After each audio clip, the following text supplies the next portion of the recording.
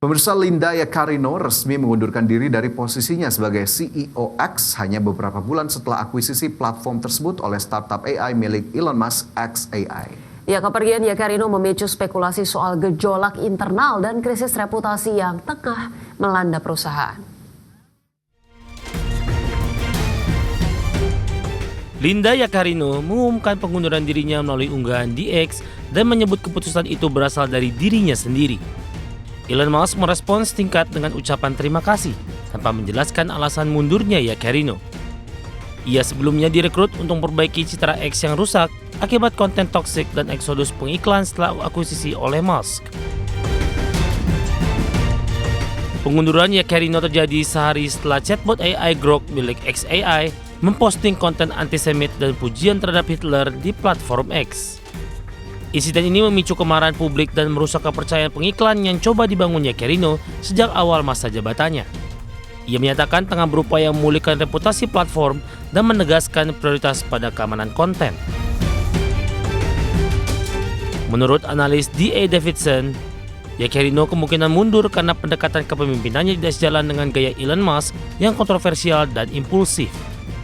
Ketegangan ini diperkirakan memuncak setelah AI Grok mulai memberi respons yang dinilai ofensif di platform X.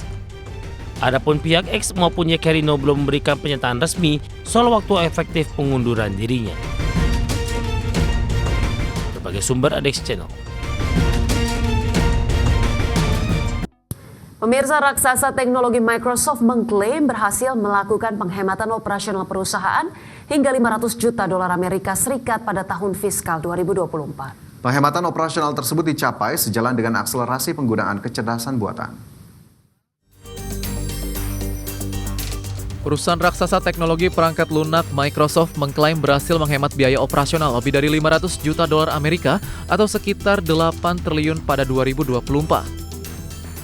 Penghematan tersebut diperoleh usai Microsoft menggantikan pekerjaan pegawai dengan menggunakan kecerdasan buatan. Pernyataan tersebut mengemuka sejalan dengan rencana Microsoft melakukan pemutusan hubungan kerja massal terhadap sekitar 4% dari total jumlah tenaga kerja. Langkah itu dilakukan sejalan dengan rencana perusahaan untuk menekan biaya di tengah percepatan penggunaan kecerdasan buatan. Adapun sejak Mei 2025, Microsoft juga telah melakukan PHK terhadap 6.000 pegawai. Chief Commercial Officer Microsoft Judson Althoff dalam laporannya mengungkapkan penggunaan kecerdasan buatan telah mampu mendorong produktivitas perusahaan, mulai dari divisi penjualan, customer service hingga IT, khususnya software engineering. Dalam laporan yang sama, Microsoft juga menyebut penggunaan AI berhasil mendatangkan pendapatan bagi Microsoft hingga puluhan juta dolar Amerika. Dan pada tahun fiskal 2025, Microsoft telah mengalokasikan belanja modal hingga 80 miliar dolar Amerika yang sebagian besar dialokasikan untuk ekspansi data center, sehingga diharapkan bisa mengurangi beban pada layanan kecerdasan buatan. Berbagai sumber IDX Channel. Selanjutnya, pemirsa, Xiaomi dikabarkan tengah menyiapkan mobil listrik ketiga berkode Kunlun yang memungkinkan akan dinamai U9. Ya, prototipe berkamuflase terlihat diuji di China mengisyaratkan kehadiran SUV baru dari raksasa teknologi tersebut. Xiaomi dikabarkan tengah menyiapkan mobil listrik ketiga berkode Kunlun yang kemungkinan akan dinamai YU9.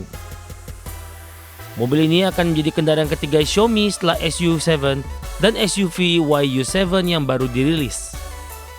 Uniknya, YU9 akan menjadi model pertama Xiaomi yang tidak sepenuhnya listrik, melainkan Extended Range Electric Vehicle atau EREV.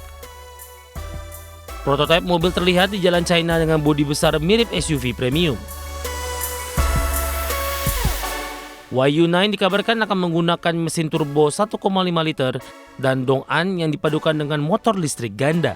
Konfigurasi tersebut diyakini mampu menghasilkan tenaga lebih dari 400 HP dengan akselerasi 0 hingga 100 km per jam dalam 5 detik.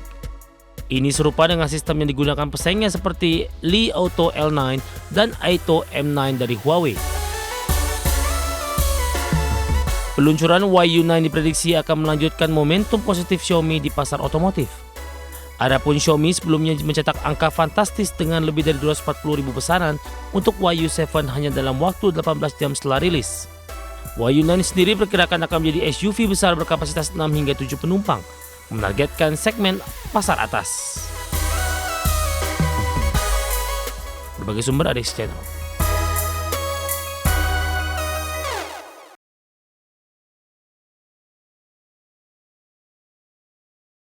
Pemirsa, YouTube akan memperbarui pedoman monetisasi mulai 15 Juli 2025 demi menindak konten spam dan tidak otentik. Langkah ini dilakukan di tengah maraknya penggunaan AI untuk memproduksi video massal dan repetitif. YouTube secara resmi akan menerapkan aturan monetisasi baru dalam YouTube Partner Program atau YPP mulai 15 Juli 2025. Pembaruan ini bertujuan memperjelas jenis konten yang layak dimonetisasi sekaligus membatasi video hasil produksi massal dan repetitif dengan bantuan AI. YouTube menyebut langkah ini untuk menindak konten tidak otentik dan memperbaiki kualitas platform secara keseluruhan. Aturan baru ini menyasar video yang dianggap spam, seperti ratusan unggahan AI generatif tanpa nilai tambah yang membanjiri YouTube sejak tahun lalu. Namun YouTube menegaskan video reaksi dan kompilasi tetap aman untuk dimonetisasi. Head of Creator License YouTube, Ren Ritchie menyebut, ini hanya revisi minor untuk mempertegas kebijakan monetisasi yang sudah berlaku sejak 2024. Adapun maraknya video generatif AI seperti narasi teks to video, musik buatan AI hingga video viral bertema selebritas kini mulai diawasi lebih ketat. YouTube ingin memastikan bahwa kreator tetap mengedepankan orisinalitas dan nilai tambah, bukan hanya mengejar jumlah tayangan melalui otomatisasi konten. Dengan kebijakan baru ini, YouTube berharap menjaga kualitas konten sekaligus mendorong penggunaan AI secara bertanggung jawab. Berbagai sumber IDX Channel.